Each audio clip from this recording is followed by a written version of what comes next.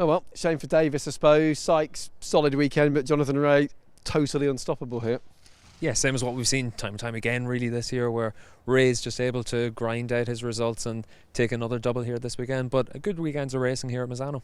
Yes, a lot to get through actually. Welcome to After Hours.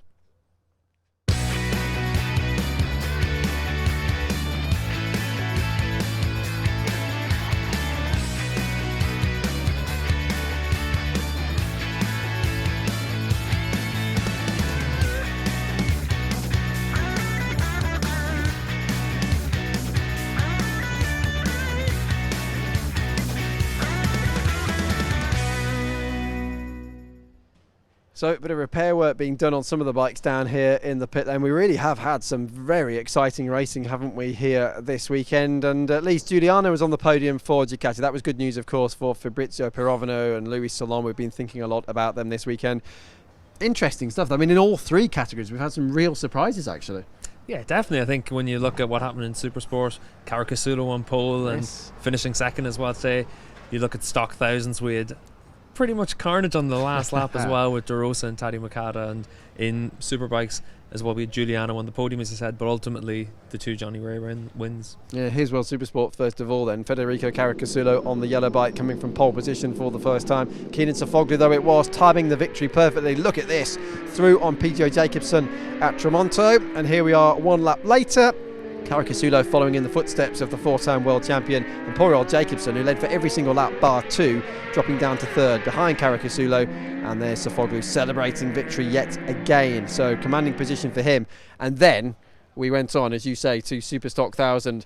A lot of tension here in the paddock. That was a great race to commentate on, though, wasn't it? Yeah, it was a really interesting race, and when you look at what actually happened in the last lap as well with De Rosa and Makata, really sets up really well for the rest of the season as well between those two guys, and that rivalry really should start to blossom now over the next couple of rounds. Yeah, here's the reason. Look at this.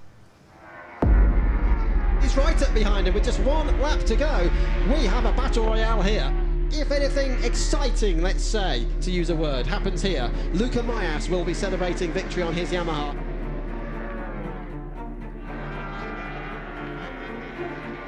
By breaking in that way, then Makata gets the chance to get in the gas early, and you can see a huge moment there for De Rosa.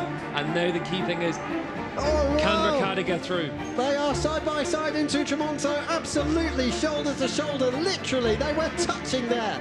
This is where De Rosa passed him early on, and Makata knows it. Whoa, well, they nearly touched again. It doesn't get any closer than that. It's so quick there around the Cavoni. 5 corners to go, and now he's coming up the inside again. They're going to touch. Oh, they do. They're both down. I can't believe it. Makata out. De Rosa out. And the final lap. What on earth were you doing, he says, and the battle continues in the gravel trap. Luca Mayas wins the Superstock 1000 race after final lap drama at Misano. Makata, he's desperate to stop De Rosa from actually restarting the race. Oh dear, it's really going to kick off now. There will be some fury in the paddock. And this is the results. This Panigale was already destroyed this morning when Tati crashed in the warm-up. Completely rebuilt and now wrecked again. Tati, we've just seen the incident there. What's your opinion? Yeah, I destroyed 2 bikes today. It was a difficult Sunday. This morning I have a technical problem and I crashed also in the same corner in the race. I destroyed the bike, and the team did a really good job to build a new bike.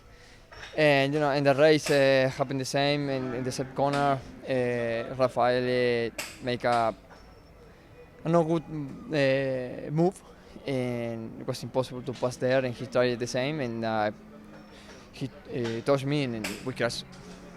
But as we speak here, it's just coming up to 5 o'clock local time. Race Direction is looking into this. What would you expect them to do, if anything? I expect they can make the right decision. What I see, it was impossible to pass there, and he tried the same. I went inside in the long ride. I went more inside than the lap before to protect the line, because I know maybe he can try there, but I break. I make a inside line, but he tried the same. It was impossible because there was no any place to pass. And finish like this, like everybody saw. What did you say to Raffaele when you were in the gravel? Obviously, you weren't very happy at the time. Yeah, I was very, very angry and mad. I say, what you do, and he was he danced for me. But we have to keep working and think already in the next 2 races. Okay, Tati, sorry to see the day ended like that, but I guess your main rival didn't score any points either. That's the situation then in Superstock 1000, Steve. Okay, thanks Greg. And while Taddy Mikado didn't have much luck, Jonathan Ray, you certainly had a lot of luck this weekend, and a double win again for you on the Kawasaki, and definitely taking a big step towards a second World Championship. I mean, I think it's still too early to talk about a championship because we still have 5 rounds to go, 10 races, so a lot can happen, but for sure this weekend it feels like we've made one step towards our target, and whilst it is important to come here, a track that I'm familiar with, that I've won in the past, that we have good history with last year with the 1-2, to when it's possible to win, we have to take our chance to try and win. And like the rest of the season's played out, when we don't have that chance, we need to make the best of the situation. And today we took our chance and we backed up our race win from yesterday, which was incredible. There were 2 very different race wins as well. Obviously, today you were able to pull away from Tom. Yesterday you were under attack for the entire race. Did it surprise you that you didn't try and make a move at any stage yesterday? In race 1, yes, to be honest, because I mean, it's, I guess if you think about the championship, you have to try something. And I mean, I was getting my board plus 0.1, so in the last lap I was expecting something, so I tried to be a little bit clever just to protect my line, but I didn't feel or see a wheel come. So I knew in race 2 he would have some more motivation, so that's why when I made my move I wanted to put my head down to try and win with the gap, and just so grateful to Kawasaki because they gave me a great bike today. Thanks Johnny, and back to you Greg.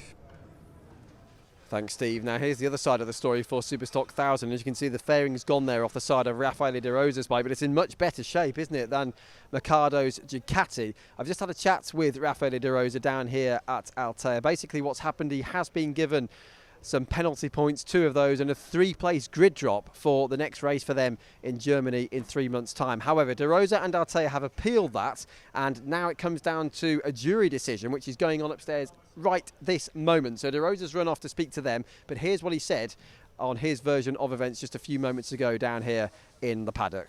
Raffaele, bad luck with the crash here this afternoon. First of all, what's your opinion on what happened with Leandro Mikado on the last lap? Sure, I'm sorry for the final result is 0 for together, but my opinion, I have the space for pass Mercado and go in. After pass, I feel a little bit touch in the rear, and my back, close my back. I think only this is the definition. I'm sorry only for the crash, but and not win the race. But the crash, I think, is normally the race is this. Sign time win, sign time lose, and no, little bit disappointed because I think Mercado possible up the bike, but after. For now, only I'm sorry for the final result. Have you spoken to Leandro since the race? I see, but I'm little bit disappointed because after the crash touched me, and then when I go up the bike and start the bike, come with my bike and stop my bike. For this is a little bit disappointed more the crash. I have this 5-point advantage, possible 10 after this race, but no. We stay concentrated for the rest of the season. Like this race, push every weekend, every lap, and I think if we made this possible, go better. Well, bad luck today and see you in Germany. Thanks, Raffaele. Thank you. See you in Germany. So a tough day for Raffaele de Rosa, but at least some of the other Italians had plenty of reason to smile this weekend, with Davide Giuliano on the podium in race 2, and here's his reaction as well as some of the other World Superbike stars.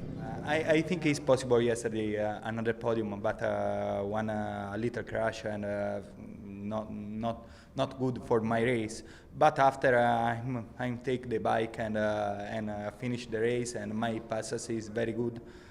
Well, I'm not really too thrilled with the weekend. I made a mistake yesterday and crashed out of 3rd place.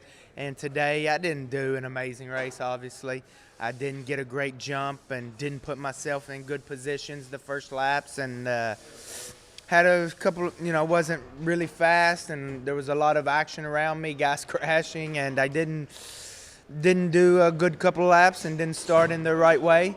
All race I wasn't comfortable, but there's the only good thing is that it's quite clear where we struggle. It's basically one thing with the bike I struggle, and it really hurts the rear tyres.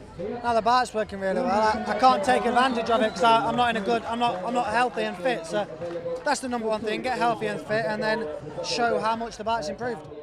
So red light on then. It's actually on for 3 months for Stock 1000 and Supersport. I wonder what they're going to do with themselves over the next 12 weeks. Yeah, you imagine quite a few of them will be down on the beach, maybe stay here in Misano for an extra couple of days, but definitely a case of trying to spend your summer just trying to get yourself back fully bike fit. There's a few guys carrying injuries, and at least now they've got a bit of time to try and recover for that. But luckily, Greg, we only have a few weeks to wait until World Superbikes is back in action, and that's at Laguna Seca. And Nicky Hayden's return to Laguna Seca. Do you reckon he can win one? I learned long ago not to rule Nicky out at Laguna Seca. He's really strong at that track in the past. Obviously took 2 MotoGP wins there, and always runs well in front of the American crowd, and the Honda's coming good again. We saw Michael van der Mark on the podium, so Nicky's definitely going to be gunning for a podium at his home round. Yep, let's see what happens then. 2 weekends off, and we will be back in action at Laguna Seca in the States, in the USA, in 3 weeks' time. We'll see you there.